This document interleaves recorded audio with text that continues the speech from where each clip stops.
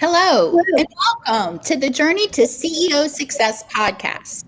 I'm your co host, Melissa Saunders, along with the Patrick Thean, entrepreneur, CEO coach, a USA Today and Wall Street Journal best-selling author. We like to call him the OG of strategy execution. His latest book, The Journey to CEO Success, is a #1 Amazon bestseller. Hey, Patrick, Hi, how are you? Melissa. I'm doing great. It's great to be here. Yeah. Awesome. It's great to see you too. And as you can see, we are joined by our guest today, Pedro Cons. He is the CEO of Adelante Healthcare and a visionary in community health. Since 2020, he's led the company's 9 health centers, serving 80,000 people across Maricopa County in Arizona. With a background in strategy, integrated health, and social work, Pedro is passionate about breaking down barriers to care and building true partnerships that drive lasting change. Wow, 80,000 people, Pedro. Congratulations. Thank you, Melissa. Yeah, and Yes. thanks for joining us today. It is great to be here. Yeah, welcome to our show, Pedro. Hey, I'd like to kick off by just spending about 5 minutes for you to share about yourself and your journey, how you got to Adelante Healthcare as their leader today. Oh, no, thank you. And, it definitely has been quite the journey. So I'm born and raised here in Phoenix, Arizona. And so growing up, I've had all these opportunities to become a leader and in different ways, different capacities. And in long story short, had a number of different opportunities to grow as executive leadership and now the CEO of a very large federally qualified health center here in Maricopa County in Arizona. And it's been an incredible honor to be in this role. I was appointed to this role in 2020 during the pandemic. So that was an interesting opportunity and growth opportunity for me as well in my leadership development. And today, we've had huge success as an organization. It sounds like even from young, you've wanted to be a leader. Like, what caused you to think that way, and what in life made you want to be a leader? And did you always want to lead a company? Did you always want to be, leading folks as a CEO? So when you talk about being very young, right? I don't think anybody just kind of grows up and says, I'm going to be a leader, but it was one of those things where I naturally had those innate abilities and I was leading in different ways and I didn't realize it at the time. And I saw myself as a strong follower. And followership is definitely a thing, and I believe in it heavily. And so my whole thing, growing up was wanting to be a better person so I can really help the leader that I was following. But then eventually that began to turn and people began to look at me as that leader, right? And eventually, had the opportunities when people would say, man, you have great potential, to lead people. And all of a sudden I found myself in supervisory roles, leadership roles, and then director roles and executive roles throughout my career. And again, as I mentioned before, now the CEO of Adelante Healthcare. That's wonderful. So I'm curious, what are some traits or characteristics you think people saw in you that wanted them to follow you? And by the way, I'll share with you. You said you were a good follower, and I believe deeply that strong leaders are all good followers. And they know how to follow. Because if you don't know how to follow, then you don't really know how to lead people along as well. Yeah.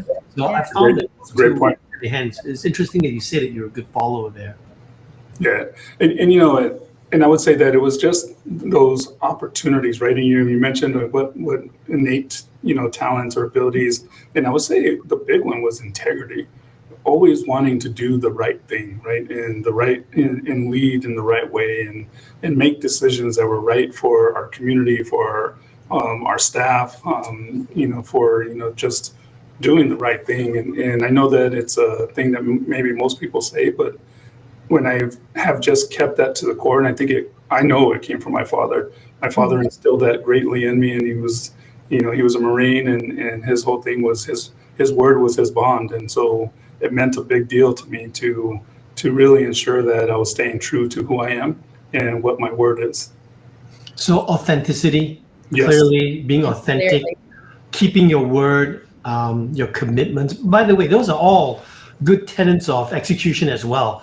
I always share that execution, I always define it as the ability to deliver on your commitment. So when people tell me that they execute really well, I ask them, how well are they delivering on their commitments to their employees, their customers, their shareholders, their suppliers, like all the people around you?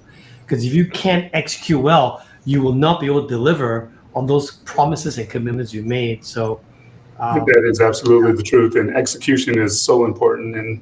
And you know this in regards to when you put something in place and you build a strong team and you're able to execute on what you want, for the organization. And it can be on a brand promise, it can be, and what your commitments are for growth as an organization, to your employees.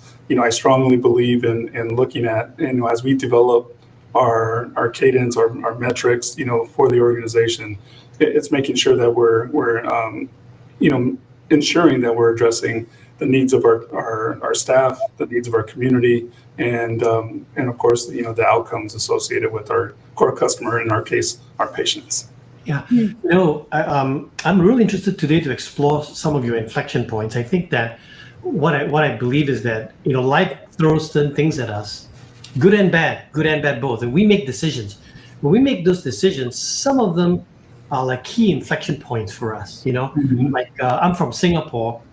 I met my beautiful wife, Pei, at Cornell University, and that's an inflection point. If I didn't meet my wife, I would have gone back to Singapore, and my life would have developed in Singapore. But because I fell in love here in the good old United States of America, and by the way, I've learned that boys follow girls, so that's good because I have two daughters. So smart ones, at least. Follow girls, and my wife wanted to be here with her parents, and I stayed in the U.S. So that's a key inflection point for me. I'm curious to learn about, like, what are some breakthrough moments in your journey that are these inflection points, and you could share a couple of them, and maybe how you made those decisions, and what your reflections are. That would be really fantastic.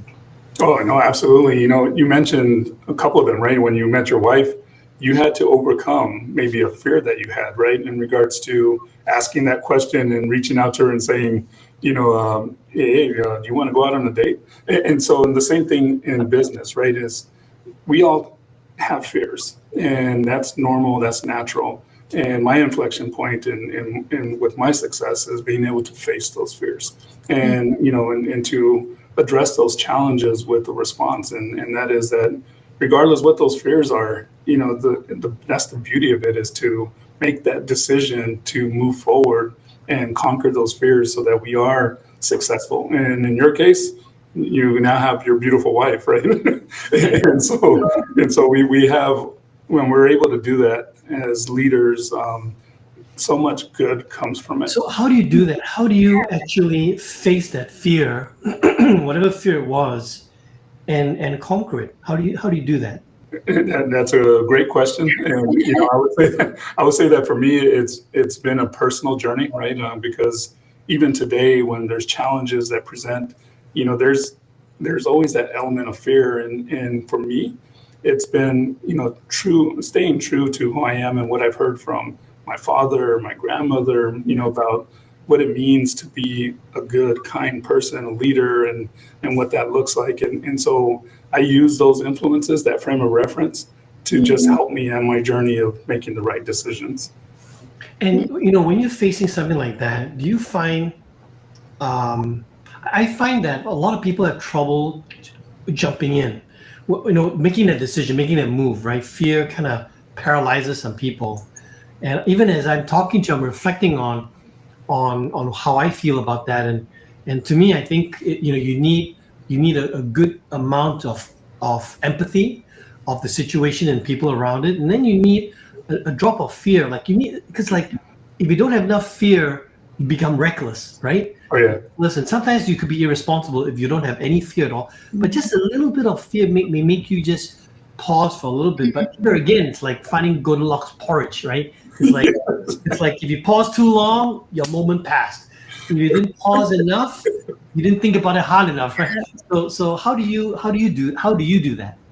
It's a great question, and there's you've been in probably in situations, I know I have, when you're in a meeting, you're in a conference, and you know you wanted to say something and you didn't because you were just like, okay, well, maybe it's not something somebody wants to hear. And then afterwards, you hear somebody else say that same thing, and you're like, I was thinking that. Yeah.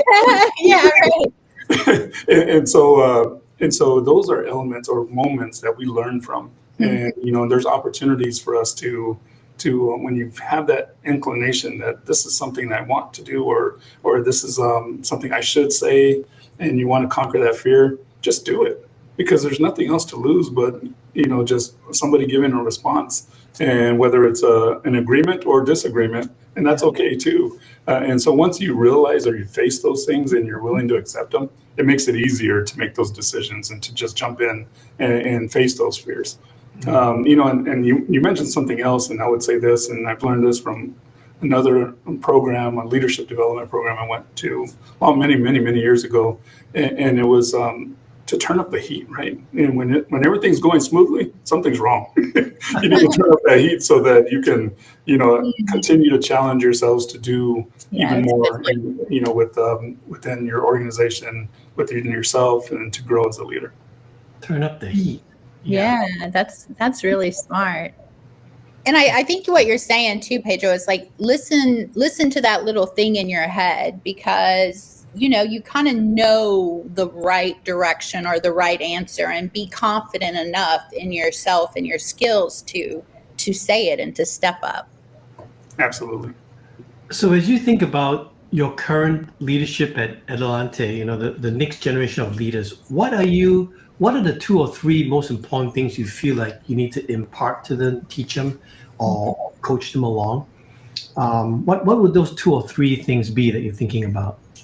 Well, I would say that it's been probably what we're doing right now, right? So the last 5 years that I mentioned that I've been here within this organization, it was really to empower our team so that they can make decisions, for the organizations, even when I'm not in the room, right? And so what I mean by that is looking at continuous quality improvement, growing that skill set of decision making. One of the things that I have imparted to the team was what I believe in is that having strong communication, within the organization, having a strong decision making element, whether it's them, whether it's me, whatever that looks like for the organization, and also accountability for the organization. And with those 3 things, any team can do incredible things. And so when you look at what I'm familiar with, Patrick, I've used your system before with rhythm systems, and currently use it now.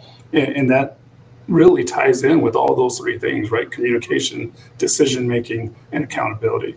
And we have been tremendously successful as an organization, doubled in size, and since 2020, we're a $67 million company. Wow. Today we're over 130 million.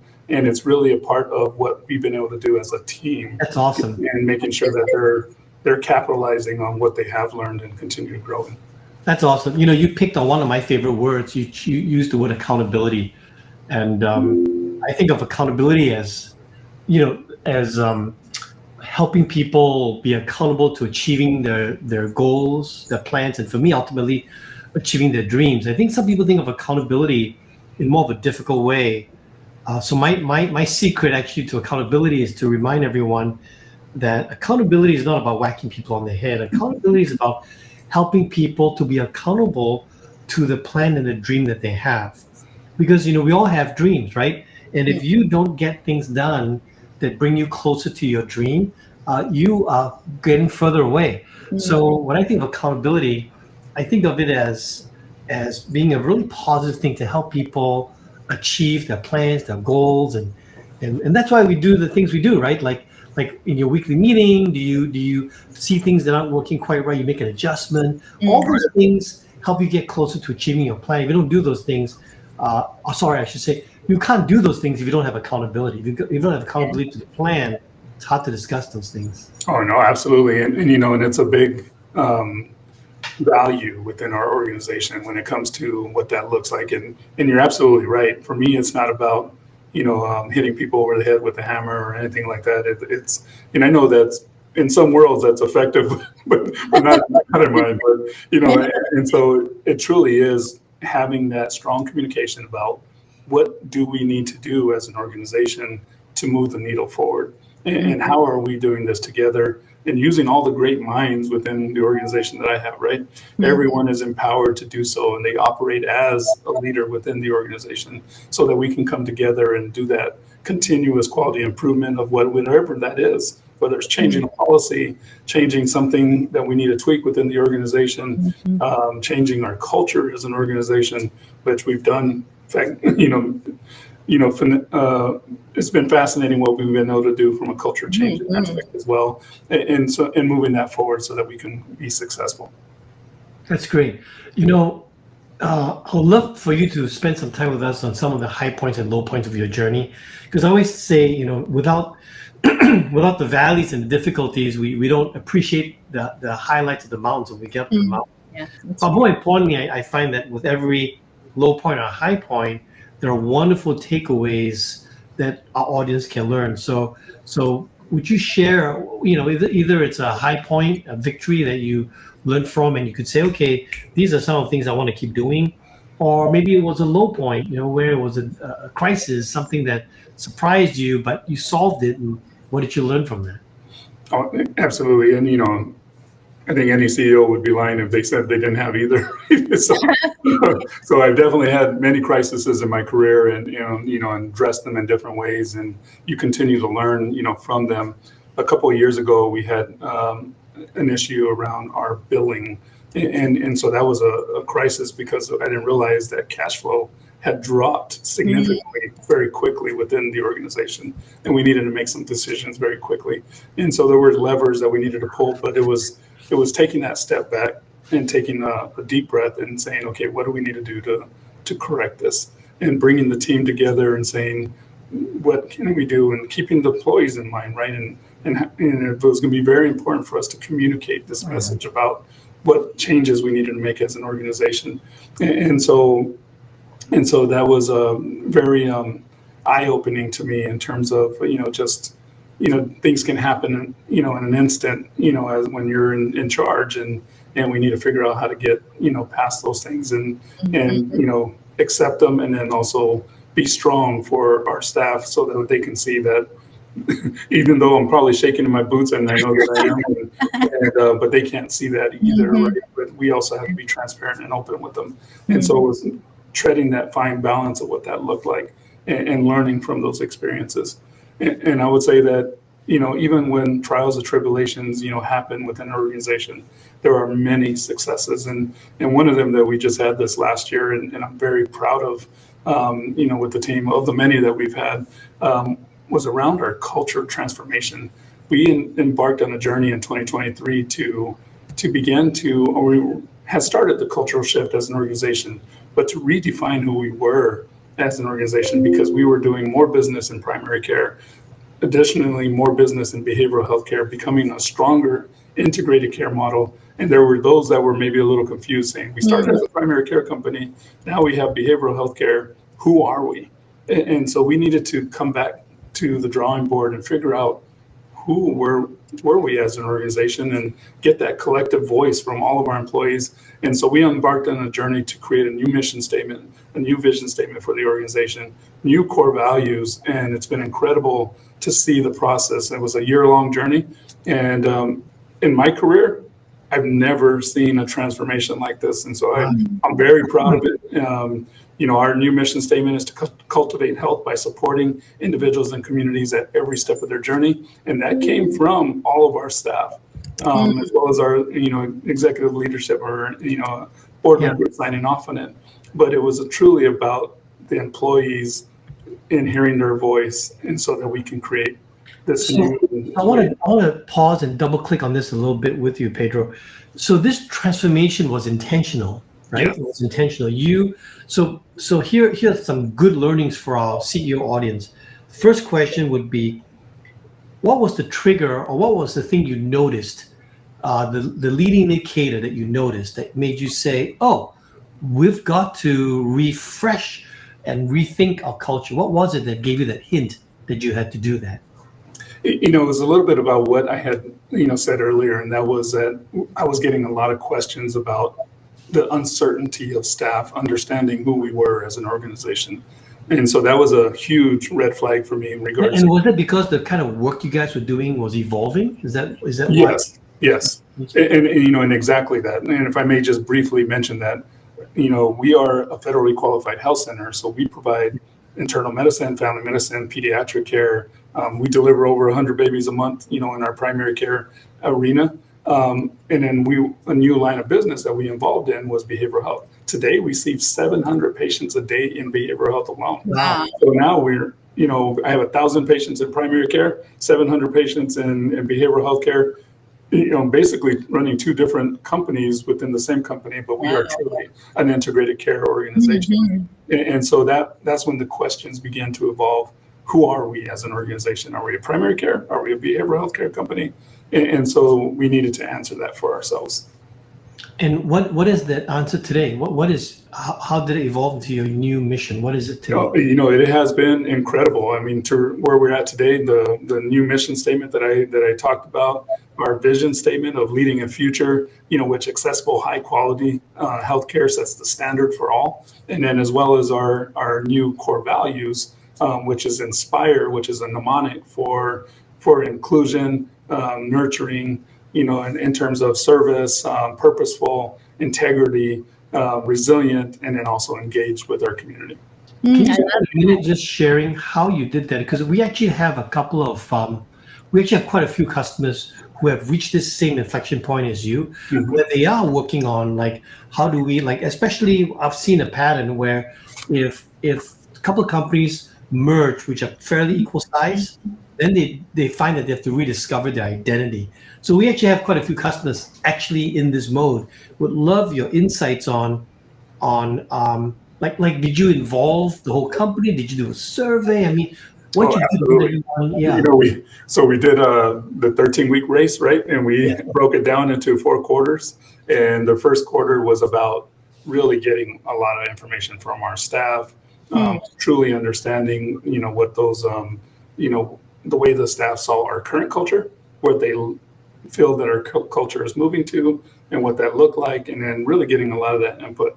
The second phase was really understanding from all that input, basically what do we need to do as an organization to look at our core values, our mission statement, our vision statement, so that we truly transform and use this as an opportunity to change who we are and the way we respond to things as an organization.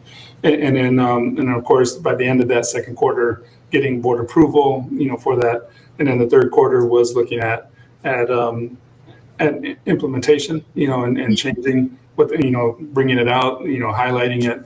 And then also the fourth quarter was how do we change completely as an organization? And we have all that documented. So we'd be happy to share with others. Wow, that is fantastic. And I'm sorry, when did you do this again? When did you we did it in the year of 2024. So we just finished that. So you just finished it?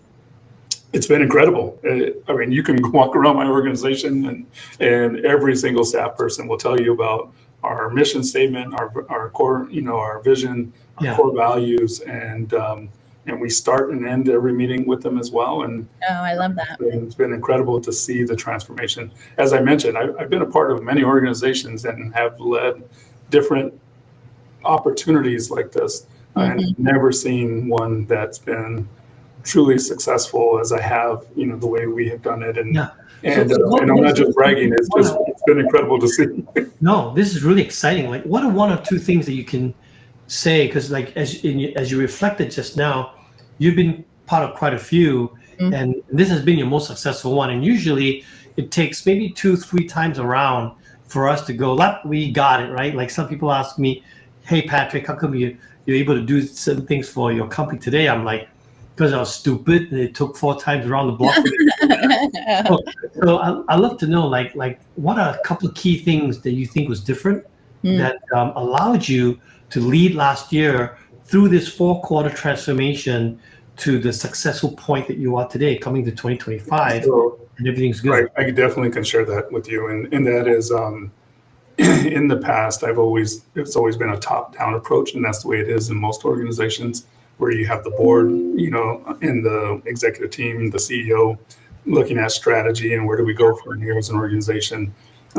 This one, I flipped it on its head, and it was a bottom-up approach. And so it was about hearing the staff and hearing their concerns and who do they believe we are and who are we. And it came out that, one, they had a culture of family and feeling, connected to our community and our patients. And so we just incorporated all that and made sure that as we created the mnemonic, that came from them as well. And that was inspired. And I was really happy that they came up with a word like that, right? And so it was, to have that as our mnemonic, our core value word, that really means a whole lot more to us. And for them to be able to put it into words was truly incredible.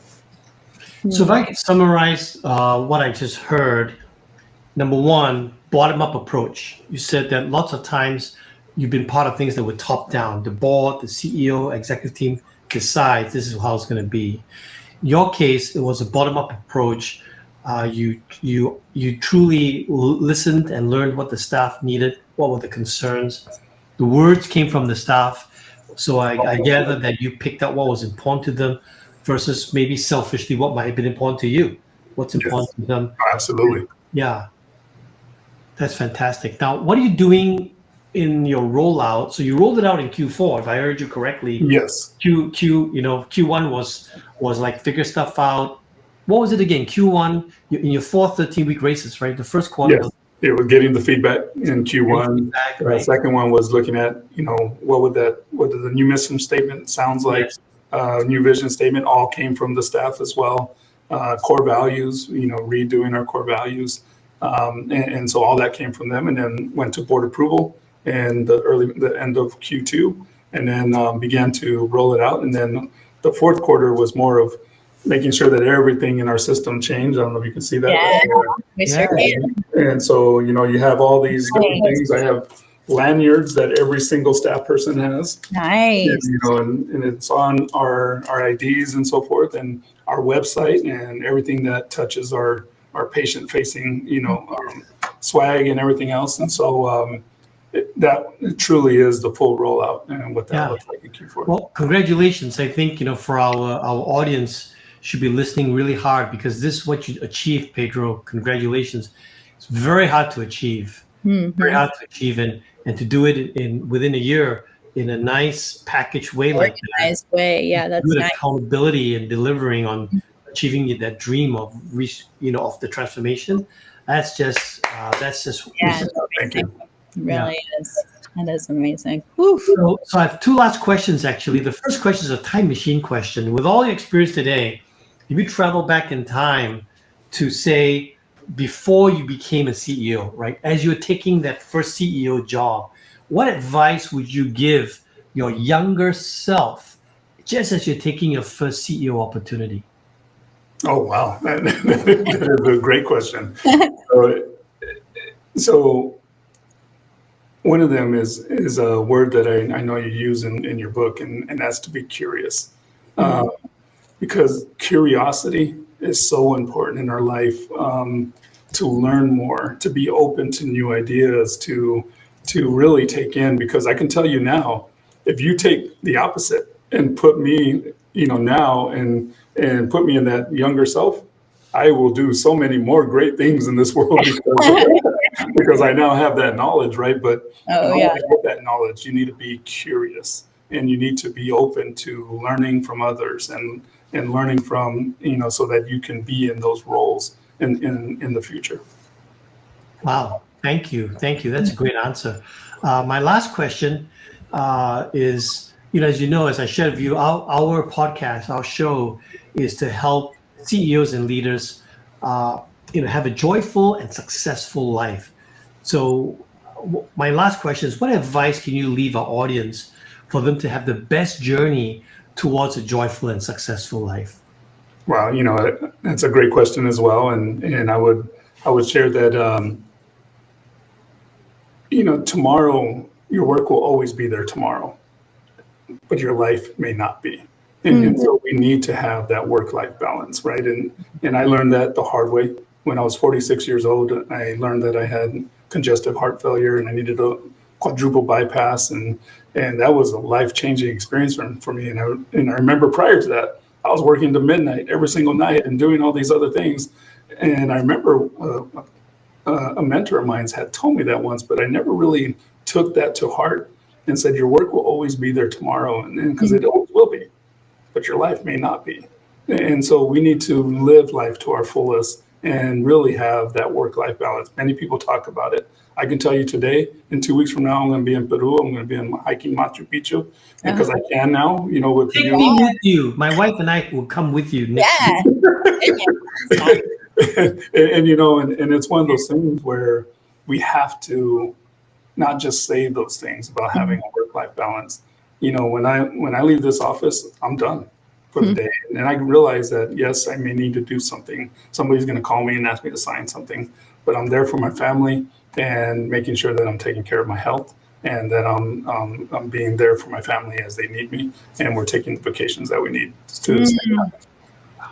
Powerful advice, Pedro. I know so many people who, don't actually use all of their vacation time in a year because they're so busy working, and they're missing out, I think, on all of that great time with their family. So I think our audience, man, that definitely connects for sure.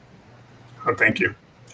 And, I always ask one question, and because I love hearing about CEOs' journeys and, the different things they did to get to point A to point B. And it reminds me of taking a road trip. And of course, we're always doing this around lunchtime. So what's that one snack that you absolutely have to have when you are going for a road trip? Oh, wow, a snack. Yeah, I'm a food person, man. I'm always thinking about belly. Well, we definitely take lots of road trips, and my family, my girls, we go camping a lot here in Arizona, beautiful country. So I would say that my girls, for them, it would be those hot chips. But for me, it's always something. The hot coffee for me, I have to have that along with some kind of snack. Typically, it's a donut of some sort. Yeah. Well, especially if you're camping, I guess a packet full of honey buns. Yeah, but I love having those snacks around, and it's part of the journey, right? It's part of the trip. It is brain food, man. You gotta have it. Thank you so much, Pedro. We told you those 30 minutes fly by, and I could listen to your story for another 30 minutes. So thank you for being on our podcast. Thank you. I really appreciate the honor of being here. And Patrick, huge fan. So this was definitely easy for me. Thank you. Muchísimas gracias. Yes. Thank you. Awesome. Well, to our audience, I encourage you to buy Patrick's book, The Journey to CEO Success. And until next time, go out there and enjoy that